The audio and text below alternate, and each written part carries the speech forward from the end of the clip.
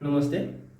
हमने हमारे इसके पहले लेक्चर में हमने देखा है C plus plus programming language start की थी। C plus plus programming language का फर्स्ट चैप्टर स्टार्ट किया था। उसमें हमने देखा था प्रोसीजर ओरिएंटेड प्रोग्रामिंग और ऑब्जेक्ट ओरिएंटेड प्रोग्रामिंग का डिफरेंस देखा था। प्रोसीजर ओरिएंटेड प्रोग्रामिंग और ऑब्जेक्ट ओरिएंटेड प्रोग्रामिंग होती क्या है वो देखा था।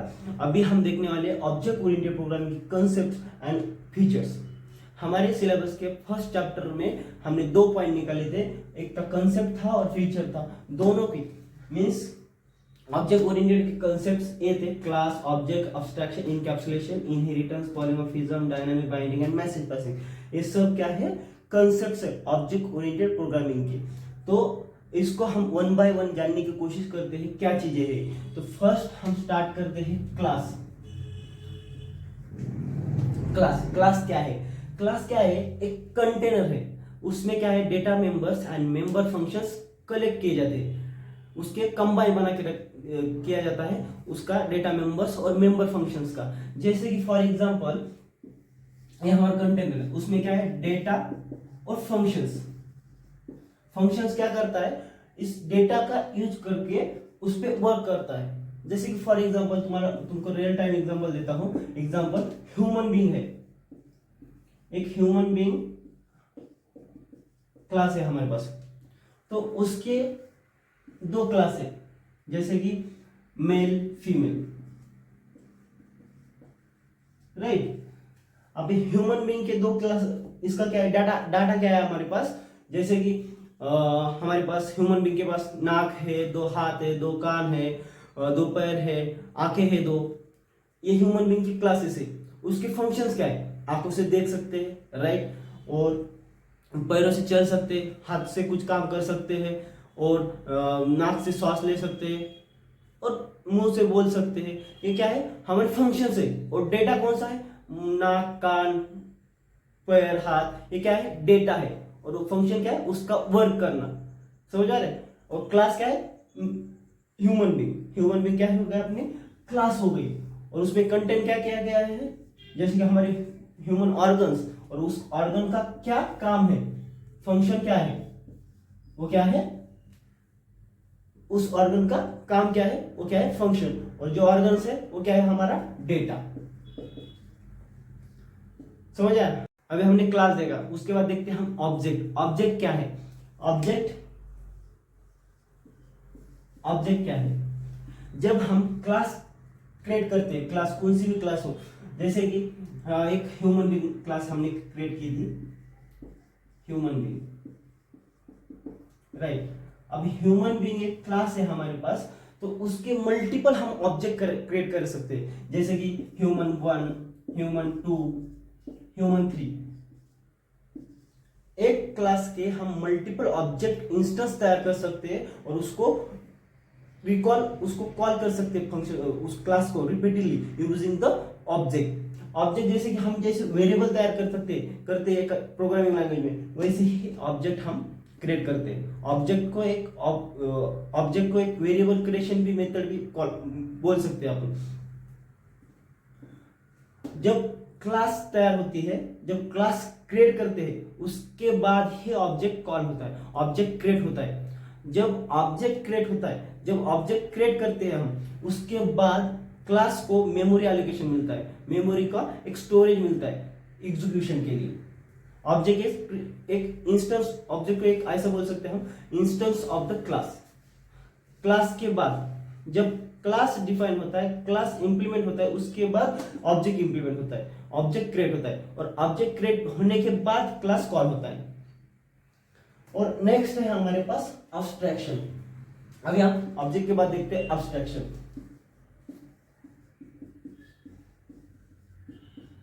एब्स्ट्रैक्शन, अभी एब्स्ट्रैक्शन क्या करता है?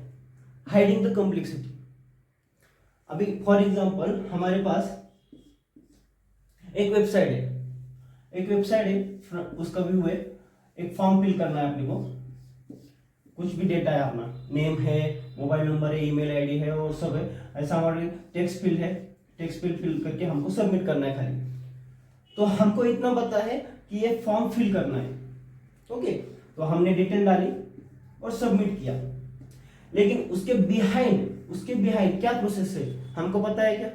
नहीं, उसको हम अब्स्ट्रैक्शन बोलते हैं। जो कॉम्प्लेक्सिटी है पीछे की, जो अपने को जरूरत नहीं, जो यूजर को जरूरत नहीं, उसकी जरूरत नहीं, उसको हम हाइडिंग, उसको अब्स्ट्रैक्शन बोलते हैं, हाइडिंग द कॉम्प्लेक्सिटी। हमको जितनी जरूरत है उतना शो करने का, जो जरूरत नहीं है वो हाइडिंग द कॉम्प्लेक्सिटी।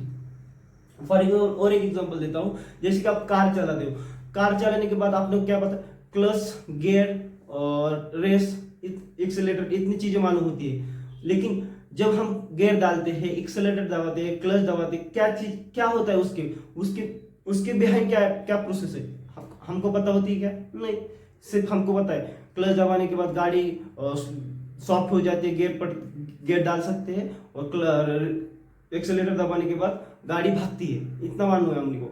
लेकिन उसके पीछे की प्रोसेस क्या है अपने को पता है क्या? नहीं, उसको बोलते हैं abstraction, hiding the complexity, what is the behind. उसके बाद है इनकैप्सुलेशन। उसके बाद देखते हैं हम इनकैप्सुलेशन।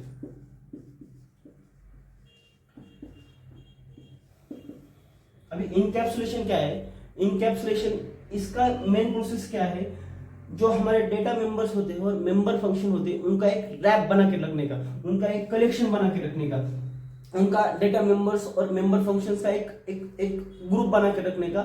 उस जब हम encapsulation means data members and member functions का एक ग्रुप बना कर रखते हैं, उनको एक रैप करके रखते हैं, तो उससे हम जो भी एक्सटर्नल क्लासेस हो गए, एक्सटर्नल फंक्शंस होंगे, वो हमारा डेटा एक्सेस करने पाते, हमारा जो वर्क है वो एक्सेस नहीं कर पाते जब हम रैप करके रखते हैं डेटा मेंबर्स को और मेंबर फंक्शंस को। उसको बोलते हैं हम encapsulation, wrapping the data members and member functions in single unit, उसको क्या बोलते हैं? इनकैप्सुलेशन। उसके बाद देखते हैं इनहेरिटेंस। मैं एक बार बोर्ड क्लीन करता हूं। पढ़ रहे इनहेरिटेंस। इनहेरिटेंस क्या है? derived class inherit the properties of base class, means for example जैसे कि हमारे पास क्लास है human being, right? For example human being है। अभी ह्यूमन बींग के दो क्लासेस है, एक मेल और एक फीमेल।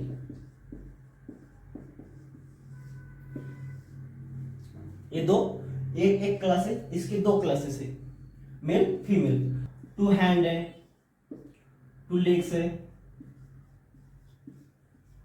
Eyes, knows. इस क्लास के पास ए डेटा है, राइट? डेटा मेंबर्स है। सेम डेटा मेंबर दो क्लास, इन दोनों क्लासेस के पास है, जैसे कि इसके पास भी है और इसके पास भी है, राइट? मींस ये क्या हो गया? Base class, base class. और क्या है? क्या हो गया? Derivative class. इसने इसकी कुछ प्रॉपर्टी ली है, जैसे कि हैंड है, इसके पास दो, इसके पास दो लेग्स है, इसके पास दो आईज है, इसके पास दो एक नोज है, इसके पास दो ईयर है। मींस इसने इसके पास से सब कुछ प्रॉपर्टी ली है, दोनों के पास है ना, सेम सेम, दोनों में क्या है? उसकी डेरिवेटिव क्लासेस है। मींस इन्होंने कुछ प्रॉपर्टीज डेटा मेंबर्स उसके पास से ली है और उसके मेंबर उस पे वर्क भी करते हैं, और दोनों के पास कुछ डिफरेंट भी प्रॉपर्टीज है, जैसे कि फीमेल बच्चे को जन्म दे सकती है, ये जन्म नहीं देता वैसे। लेकिन जो प्रॉपर्टी सिमिलर एक्सेस ली है, की गई है जो बेस क्लास से, उसको हम इनहेरिटेंस बोलते हैं। Means derivative class inherit the properties of base class, उसको हम इनहेरिटेंस बोलते हैं। और एक एग्जांपल देता हूं आपको, जैसे कि आपके पेरेंट है, मदर, फादर, और आप हो। आपके शरीर में कुछ ऐसी प्रॉपर्टी आई होगी जैसे जो आपके पेरेंट के पास होगी, जैसे कि आपके पिताजी के और मदर के पास होगी। वो प्रॉपर्टीज ऑटोमेटिक आपने एक्वायर की होगी, उसको हम इनहेरिटेंस बोलते हैं। मींस आपने इनहेरिट की है प्रॉपर्टीज आपके पेरेंट की, उनको पेरेंट क्लास, इसको हम पेरेंट क्लास भी बोल सकते हैं, पेरेंट क्लास, और इसको चाइल्ड क्लास भी बोल सकते हैं। ये होता है inheritance.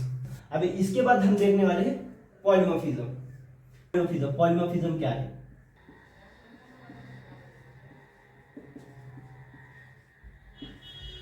Polymorphism, take a more than one form. Polymorphism means क्या है, take a more than one form. For example, हमारे पास एग्जाम्पल है, एक फीमेल है, एक फीमेल है, तो फीमेल एट ए टाइम कितने वर्क कर सकती है? वो ऑफिस में एक एम्प्लॉय है, घर पर मदर है, वाइफ है, और किसी की एक डॉटर भी है। वो मीन्स एक फीमेल एट ए टाइम कितने काम कर सकती है? एम्प्लॉय है, बहुत सारे काम कर सकती है at a time. Take a more than form means खुद को बहुत सारे फॉर्म में इंप्लीमेंट करना, उसको हम बोलते हैं पॉलीमॉर्फिज्म। उसमें है दो टॉपिक्स होते हैं, ऑपरेटर ओवरलोडिंग और फंक्शन ओवरलोडिंग। Function overloading